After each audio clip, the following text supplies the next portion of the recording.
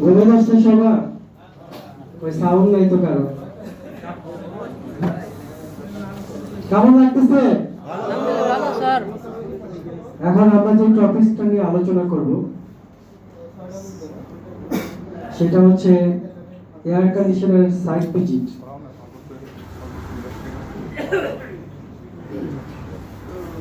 আমরা এই যে কাস্টমারের বাসায় যে এয়ার কন্ডিশন গুলো বসাই, সেগুলোর সাইট ভিজিট কিভাবে করে, টন কিভাবে নির্ধারণ করে, সেই বিষয়ে আমরা আলোচনা করব।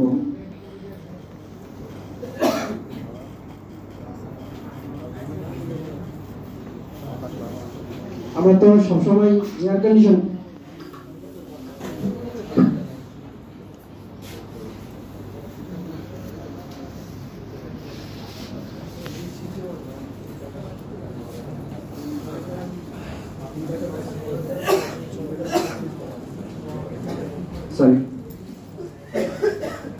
আমরা তো সবসময় কাস্টমারের বাসায় এসি বসাই, তাই না? জি। তো এই যে এসি গুলো যে বসাই, এই এসি গুলো বসাইতে যদি আমরা সঠিকভাবে না পারি তাহলে কি ধরনের সমস্যাগুলো হয় সেগুলো আমরা একটু দেখি। এখন একটা এয়ার কন্ডিশন, সেটা যেরকম হোক, যে আমরা এর আগে শুনছি আমাদের ফ্লোর টাইপ আছে, ওয়াল টাইপ আছে, ক্যাসেট টাইপ আছে, সিলিং টাইপ আছে, বিভিন্ন রকম এসি আছে আমাদের। তো একটা এসি যদি আমরা সঠিকভাবে স্থাপন করতে না পারি এক্ষেত্রে কি সমস্যা হয়? তো একটা এয়ার কন্ডিশনের মাদার সমস্যা হচ্ছে তিনটা। সেটা হচ্ছে কি, শব্দ হয়, ঠান্ডা হয় না, পানি পড়ে। মানে সেটা যেই টাইপের এসি হোক, এই সমস্যা কিন্তু তিনটাই, যে তার শব্দ হবে এসি দিয়ে, ঠান্ডা হবে না, আর এসি দিয়ে পানি পড়বে। এগুলো যদি এয়ার কন্ডিশন আমরা ঠিকভাবে ইনস্টলেশন করতে না পারি, সেটা যত ভালো কোয়ালিটির এসি হোক, ইনস্টলেশনের উপরে সবকিছু কিন্তু নির্ভর করে। তো আমরা এখন সেই বিষয়গুলো নিয়ে আলোচনা করব।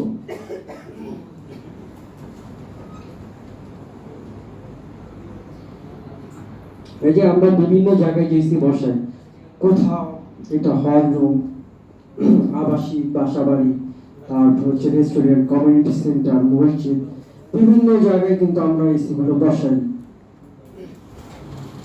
তো এই যে এসি গুলো যে বসাই, এগুলার টন কিভাবে নির্ধারণ করে, প্লাস হচ্ছে গিয়ে এই এসি গুলোর যে কপার পাইপের ডিসটেন্স কতটুকু হলে কিভাবে টন বাড়াবো, তার পারিপার্শ্বিক অবস্থা কিরকম, সেই রুমটা কি ধরনের, এটা গ্লাস রুম নাকি মিনারেল বোর্ড দিয়ে করা, না পার্টেক্স বোর্ড নাকি টপ ফ্লোর, বিভিন্ন ভাবে বিভিন্ন রকম জায়গায় আমরা আমাদের এসি গুলো বসাই। তো যখন আমরা আমাদের এসি গুলো বসাই, তখন এই যে কন্ডিশন থাকে যে কোন বিল্ডিং এ আমরা এসি গুলো বসাবো, সেটার উপরে নির্ভর করে আমরা এসি টন নির্ধারণ করি। যদি গ্লাস রুম থাকে তাহলে সেখানে হিটের একটা ইস্যু থাকে, সেই হিট লোড ক্যালকুলেশন করাতে লাগে।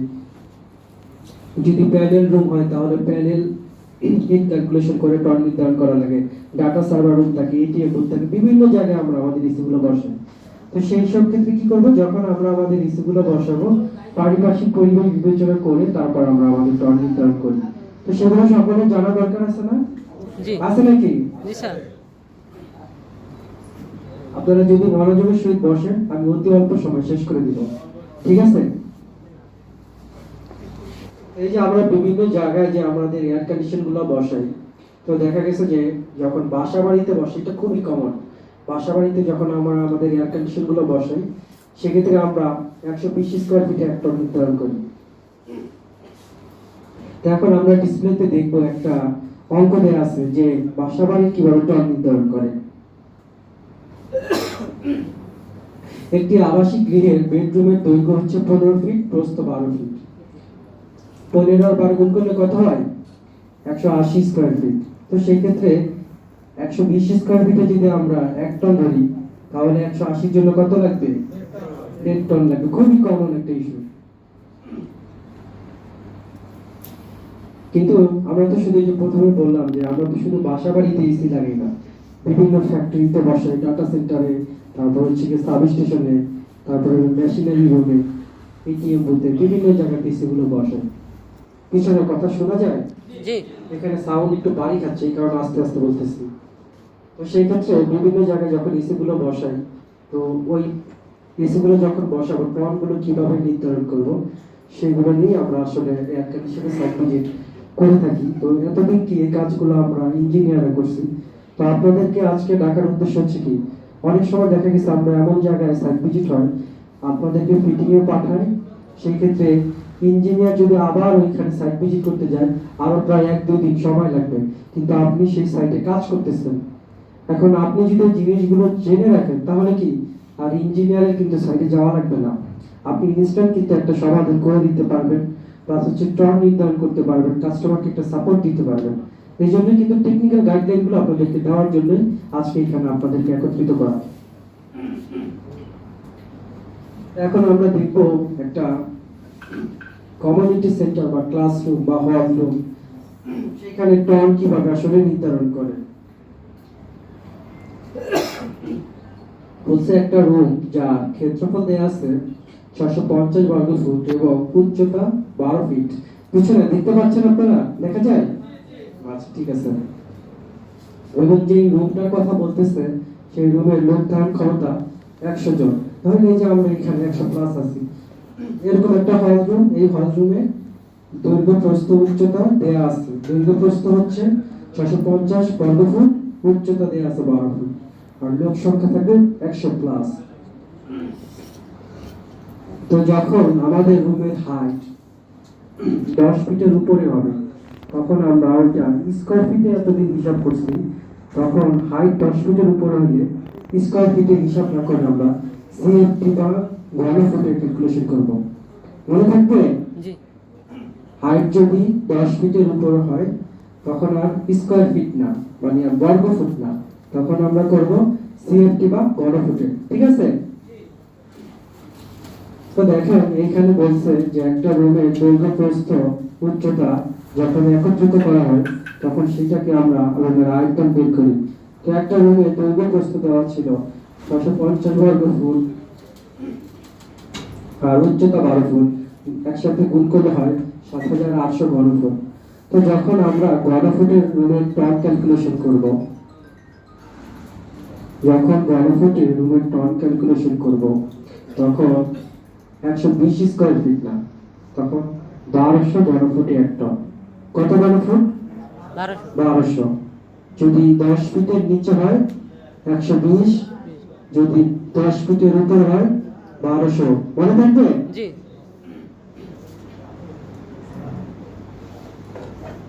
যদি আমরা ঘন ফুটে ক্যালকুলেশন করি তাহলে রুমের সাইজ অনুযায়ী এখানে আমাদের টন লাগে 6.5 টন। কিন্তু আমার বলছে কি যে 6.5 টন যে জায়গায় আমার লাগতেছে ওই জায়গাটা লোক ধারণ ক্ষমতা 100 জন। কতজন? 100 জন। এখন 6.5 টন স্থিতিতে কি 100 জন লোককে কাভার করানো যাবে? জি না। যাবে না। তাহলে কি করতে হবে? সেই লোকের শরীরের যে হিট, মানুষের যে গরম হয়, সেই গরমটা কিভাবে আমি টনে নিয়ে আসবো এটা জানা লাগবে না? জি। যেমন এই যে এই রুমে এতজন আছে, এখন যদি এসি বন্ধ করে দিই কেমন লাগবে? গরম। গরম লাগবে না? তো সেই ক্ষেত্রে আমাদের এখন মানুষের শরীরের যে হিট, সেই হিটকে কিভাবে টনে কনভার্ট করব সেটা আমরা একটু দেখবো। ঠিক আছে?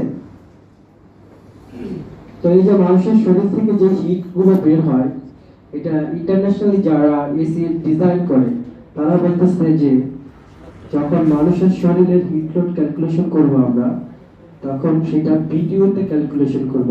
কিতে? বিটিও। আর 550 বিটিও ধরবো প্রতি মানুষের শরীরে হিট লোড। মনে থাকবে? জি। কত বিটিও ধরবো? 550। 550 বিটিও ধরবো। তো দেখেন আমার যে রুম ছিল সেই রুমের জন্য আমার টন লাগতেছিল 6.5 টন।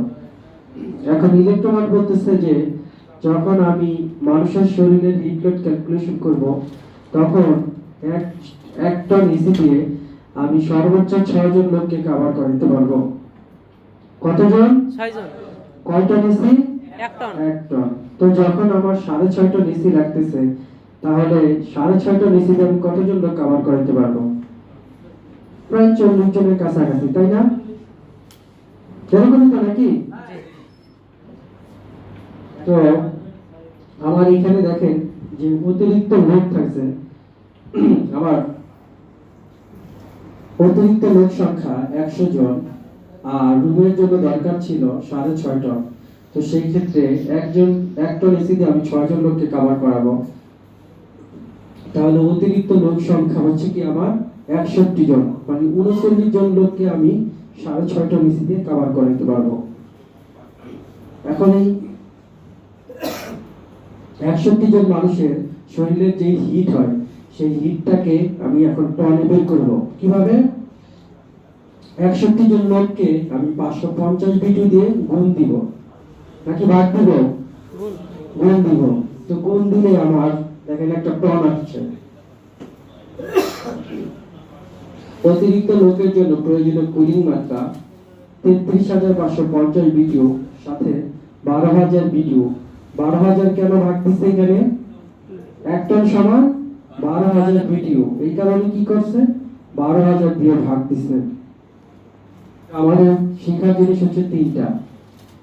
120 স্কয়ার ফিটে 1 টন, সবাই একসাথে বলি 120 স্কয়ার ফিটে 1 টন, 1200 ঘন ফুটে 1 টন, 12,000 বিটুতে 1 টন। মনে থাকবে সবার? জি।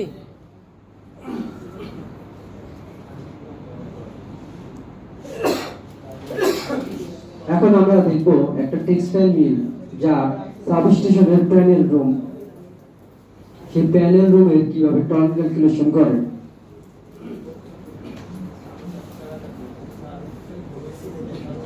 একটা সাবস্টেশনের প্যানেল রুম যার ক্ষেত্রফল দেওয়া আছে 500 বর্গ ফুট এবং ওই জায়গায় এসি চলবে 24 আওয়ার্স, আর প্যানেল দেওয়া আছে 5টি যার প্রত্যেকটার হিট লোড 2.3 কিলোওয়াট। তো সেক্ষেত্রে এই যে এসি গুলো 24 আওয়ার্স চলবে, আমাদের যে জিনিসগুলো জানা লাগবে সেটা হচ্ছে 24 ঘন্টা এসি চললে আমাদের কি করা লাগবে, প্যানেল থেকে কিভাবে আমি টন বের করব, কপার পাইপের ডিসটেন্স বেশি হলে আমি কিভাবে টন বের করব, এগুলো কি আমার জানা লাগবে। তো আমরা এখন দেখি কিভাবে কি করে। বলছে রুমের ক্ষেত্রফল দেওয়া আছে 500, উচ্চতা 13 ফিট। তো যখন উচ্চতা 10 ফিটের বেশি তখন কি 1200 ঘন ফুটে 1 টন। এই যে দেখেন আমার ক্ষেত্রফল আর উচ্চতা একত্রিত করে 6500 বর্গ ফুট আসছে, ঘন ফুট, তাকে 1200 দিয়ে ভাগ দিয়ে কি করছে টন বের করছে, তাহলে কত আসলো 5.4 টন। এখন আমার বলছিল রুমের প্যানেল আছে 5টা, তো 5টা প্যানেলের হিট লোড দেওয়া আছে 2.3 কিলোওয়াট। এখন যখন আমার প্যানেলে হিট লোড দেওয়া থাকবে সেইখান থেকে যখন আমি টন বের করব তখন 3.51 কিলোওয়াটে 1 টন। মনে থাকবে সবার? জি। যখন কিলোওয়াটে টন বের করব তখন 3.51 কিলোওয়াটে 1 টন। ওকে,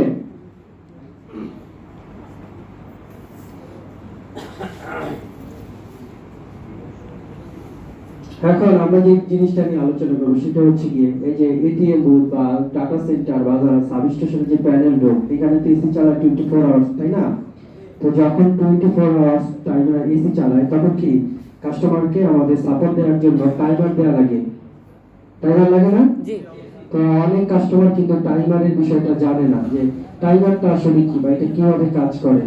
তো টাইমারটা হচ্ছে মূলত আমার যেই জায়গা অর্থাৎ যেই স্পেসটা আমি এসি দিয়ে কভার করব সেইখানে আমার যেই টন লাগতেছে সেই টনকে আমি 1.5 দিয়ে গুণ দিলে আমার 24 আওয়ার্সের জন্য যে টনটা আসবে ওটা টাইমারের সাথে আমি সেট করব। তো নরমালি আমার যদি 10 টন লাগে তাকে আমি কি করব 1.5 দিয়ে গুণ দিলে অতিরিক্ত যেটা আসবে সেটা কি আমার টাইমারের টন। তো ধরো 1.5 দিয়ে আমি গুণ দিচ্ছি, এখানে আসছে কত 15 টন আসছে, তাহলে আমার রুমের জন্য লাগতেছে 10 টন আর অতিরিক্ত আরো 5 টন, হলো 15 টন। তাহলে কন্টিনিউ আমি চালাবো কয় টন? 10 টন, আর এক্সট্রা থাকতেছে 5 টন। এখন আমার 10 টন হলে 5 টনের দুইটা এসি, দুইটা চলবে একটা বন্ধ থাকবে। এটা টাইমারে সেট করার সিস্টেম হচ্ছে কি 2:1।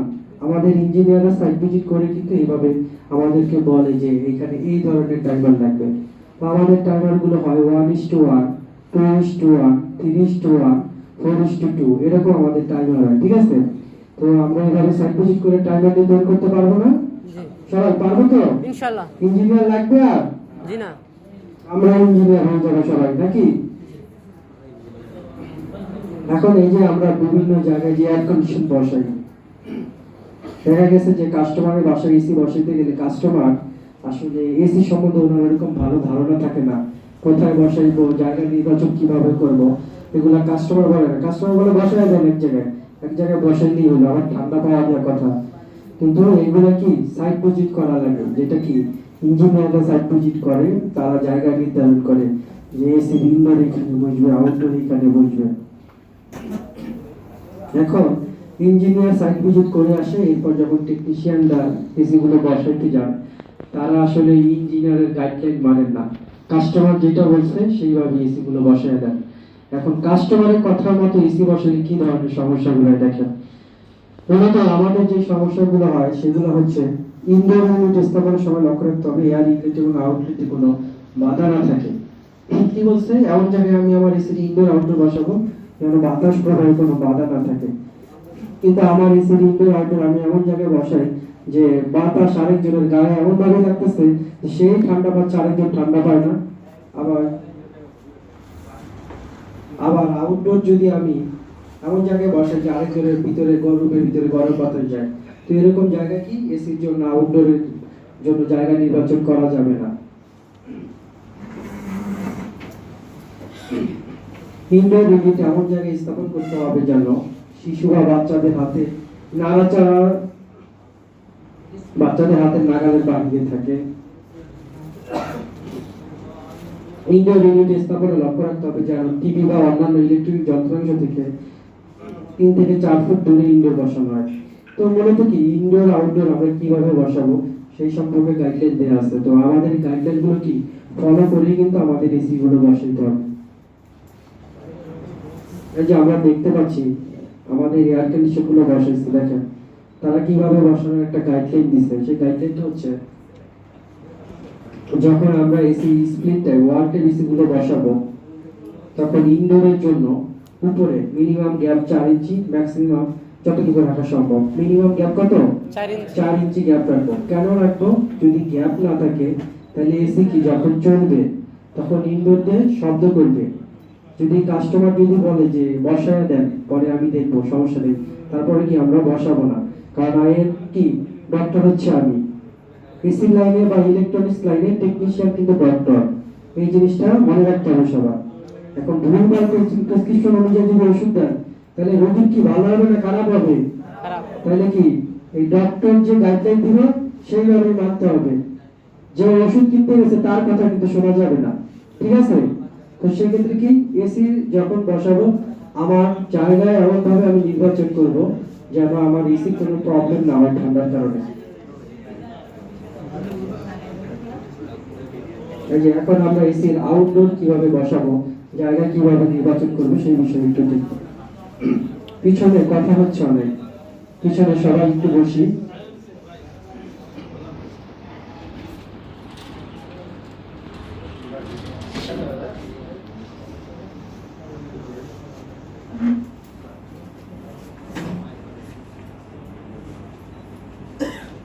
সবাই বসেন বসেন, আমার একটু ঠান্ডা, কথা বলতে সমস্যা হচ্ছে, ঠিক আছে? আপনারা আমার কিছু মনে করেন না। আউটডোর ইউনিট স্থাপনে লক্ষ্য রাখতে হবে এসি থেকে নির্গত গরম বাতাস যেন প্রতিবেশীর কোনো ক্ষতি না করে। তো কি বলছে যে আমরা আমাদের এসির আউটডোর গুলো যেখানে বসাবো সেটা এমন জায়গায় বসাবো যেন প্রতিবেশীর কোনো ক্ষতি না হয়। এসির আউটডোর এমন জায়গায় বসাতে হবে যেন গরম বাতাস প্রবাহে কোনো বাধা না পায়। আউটডোর ইউনিট বসাইতে লক্ষ্য রাখতে হবে আউটডোর লোড নিতে পারে কিনা তা পর্যবেক্ষণ করা। কি বলছে, এমন দেয়াল আমরা নির্বাচন করব যেখানে আমার এসিটা আমি বসাচ্ছি 2 টন 3 টন 5 টন, এমন দেয়ালে যে বসাচ্ছি সেই দেয়ালটা কি আমার এসির আউটডোর লোড নিতে পারতেছে কিনা ওইটা বিবেচনা করে তারপর এসির আউটডোর বসাবো।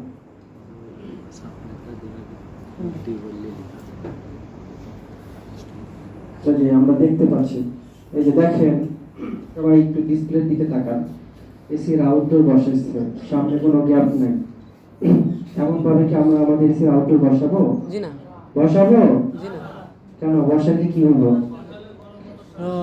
গরম বাতাস ওভারহিট ফ্লো করবে, এগুলা ব্যাক করে কি কম্প্রেসর গায়ে বাড়ি খাবে, তখন কি ওভারহিট প্রোটেক্টর সেল দিবে, কম্প্রেসর ওভারহিট হয়ে গেছে, এসি চলবে না, ইনহার করে উঠবে, তাই না? তো এই কাজগুলো কি আমরা করব? কখনোই করব না। তারপর দেখেন এই যে আরেকটা ডিসপ্লেতে আমরা যে ছবিগুলো দেখতে পাচ্ছি সেটা হচ্ছে এসির যে আউটডোর বসাইছে, সেই আউটডোর গুলো একটা গরম বাতাস আরেকটা কন্ডেন্সার গায়ে লাগতেছে, তাই না? তো এইভাবে কি আমরা আউটডোর বসাবো?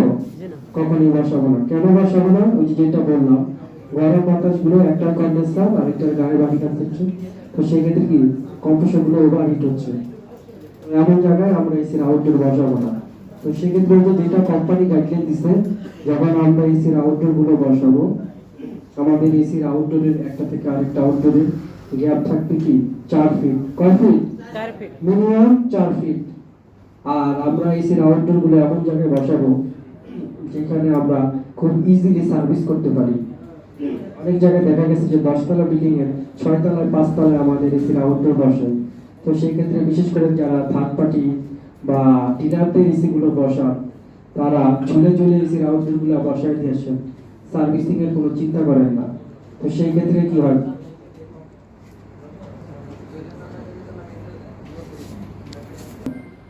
এমন জায়গায় বসাবো না যে সার্ভিসিং করা যাবে না, বা পরবর্তীতে কাস্টমার কমপ্লেইন দিলে আমি সাথে সাথে সমস্যাটা সমাধান করতে পারবো না।